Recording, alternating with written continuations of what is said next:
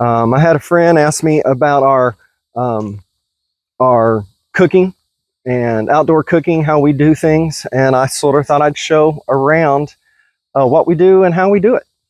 Welcome to TNT Homesteading. Join us as we continue to expand our off-grid life here on our 10 acres in eastern Oklahoma. Good morning. Welcome to TNT Homesteading. This is Terry. So it is July the 5th. It's early morning still. It's 8 o'clock, I think, and I wanted to get out here and take a quick look at the garden. It's currently like 76 degrees, I think, so it feels pretty good, but it's 96% humidity, so you almost feel like you're swimming when you're out here. I thought I'd do a quick tour of the garden, see how it's doing. It's actually doing really good for the most part, and so let me just show you real quick. So as you can see, just first look, it's looking pretty good. The start over here, these carrots are doing really good. This is pineapple basil, I think. I don't remember now. I'll have to look at the tag. I've planted something back there, but it doesn't look like it's doing too well. Jalapenos are starting to do really good. Got several on here. Several probably ready to go ahead and pick if I wanted to. This cabbage is still doing okay. It's probably getting hot. I've never done cabbage before. I probably need to pick what I got. This one the bugs have eaten, and we've just left it, so the bugs maybe will eat that one and leave that one alone, and so far that's been the case. Again, another set of carrots are doing well. Some of the beans are doing well, though I just see I've got some weed here I need to get out. Beans are doing pretty good. Got a few more blooms. I've got some that's just about ready to take. These are dried beans. These are navy beans, I believe. This tomato plant is doing pretty good, though I don't have any tomatoes on it that I've seen. I've got some blooms, so that's a good start anyway. These squash plants are really starting to take off. They're growing well. I've seen blooms, not open yet, but I guess buds would be a better term. But so they're doing really good. There's a lot of buds all over this plant and the one over there. So they're both doing really good. These potatoes, I guess it's time to go ahead and harvest and see how they ended up turning out. Now this batch of tomatoes has not done very well. I think I'm going to go back to the soil. You know, I had a lot of problems last year with the soil, and I did a lot of amending. And I'm guessing this one didn't get as much amendments as some of the others because I planted all these tomato plants at the same time. And I'm getting some black cherries. In fact, I've got several right there I need to pick, which taste amazing. But these two brandywines are not doing well. You know, I mean, I've got tomatoes on them, but they're just not growing like the other ones are. But look at those 4 plants right there. Those are amazing. And on the July 3rd, I picked a tomato.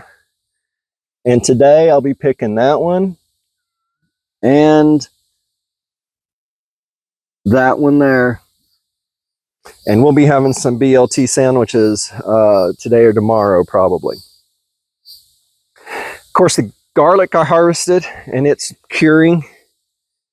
I harvested the yarrow the other day, and I've got tincture going for that right now, and I just left some, and it's starting to grow back up there at the bottom. So, and these potatoes, we'll see how they all turned out. Like I said, this is the first year of potatoes for us. I haven't grown potatoes since a kid, and we did ours in the ground, and I was trying to do in these blue barrels an experiment, and then when I hurt myself with the chainsaw, that experiment pretty much died because I didn't get a chance to come back and mess with it. So that garlic bed, I'm trying to decide what I'm going to do with it because it, again, early July, so surely I've got time to get something else planted. And Guinea's come to say hi. What is it, girl? She has food, so I don't know what she wants. The blackberries are just doing great. Of course, We already had one harvest, and it set another one off, and those are starting to look really good. Just waiting for them to ripen. The elderberries are doing okay. These are second year on these really tall ones here, but those are doing great.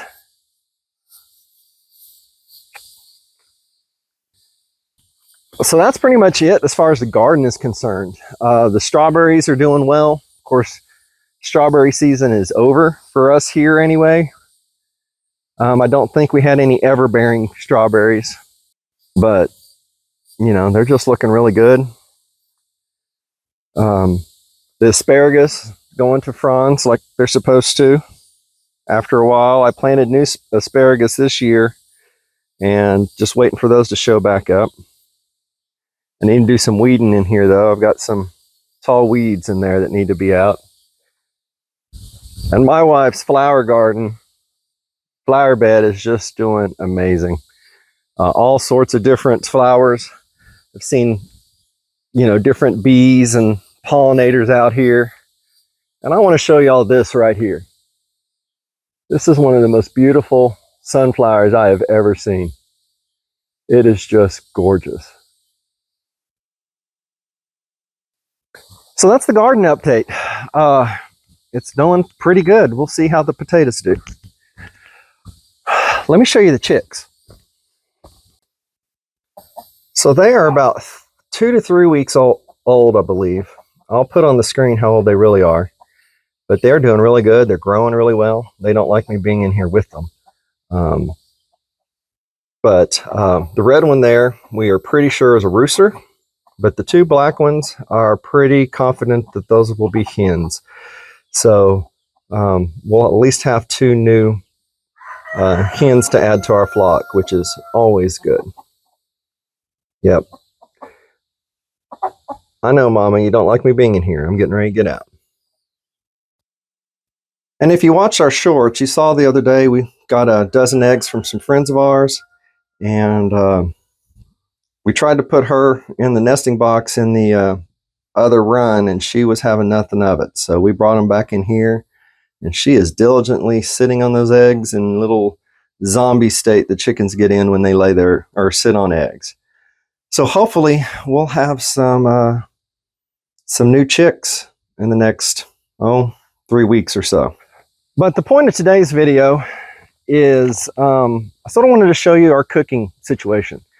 I had a friend ask me about our cooking and outdoor cooking, how we do things, and I sort of thought I'd show around what we do and how we do it.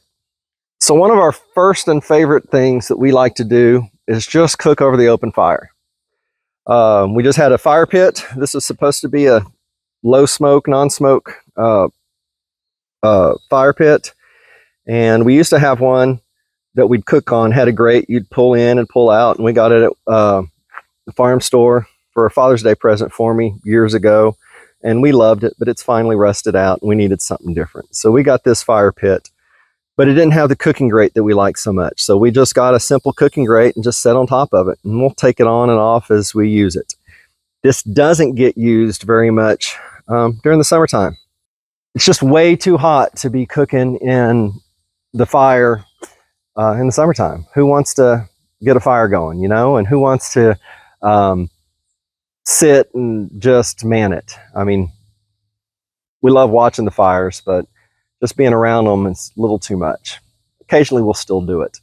But that is probably our favorite way to cook when we can. Our second favorite way to cook is probably the smoker. So on our smoker, before we moved out here, I had an electric smoker, which we really, really liked. But out here, that wasn't really an option. So we ended up getting this master-built propane smoker, and it works really, really well. And so we do a lot of smoking out here as well. We've put it under the eave here to keep it sort of out of the weather. Can use it even while it's raining. And again, it's very handy. And we do a lot of smoking on this thing. And it's not too bad because even though it you know, there's heat because you're cooking, you're not out here very often. Just monitor it. I've got a Bluetooth thermometer that I can put in the meat and monitor from afar, and I just have to check on smoke. You can see these rings here. You may have a question what these are. At my niece's wedding this last year, we made some rings for tables to put, you know, candles and the like off, but these were off of a hickory tree that we cut down. So we just brought them over here, and I break them up and toss them in the smoking section for hickory smoke, because that's what I tend to use most of the time anyway. And that hickory tree we plan on, that's what we're going to use it for. So I just brought them over here. They're not touching, they're on a grate, and just sitting here drying out. And of course, a charcoaler. We use this a lot, especially in the summertime. You can get the charcoal going in the chimney, dump it in there, come over, check on it, leave. You don't have to stay here and watch it a whole lot. And so we do a lot of, you know, pork chops and steak and chicken and vegetables and potatoes. We can just do a lot with the smoker. But in the screened-in porch is where we do, during the summertime, probably the most of our cooking. So in here in our screened-in porch, this is where we do most of the cooking. And that's one of the reasons why we did the screened-in porch, is so we could try to avoid flies, and especially flies when you're cooking. You know, flies always seem to show up. So we've got the Blackstone in here. That's, again, what we do most of our cooking on. Because of that, when we did do the screened-in porch, I made sure to use the metal screening instead of the vinyl screening. It was a little more expensive, but the heat from the Blackstone, I didn't want to melt the screening. So that's what we did there. So that's that.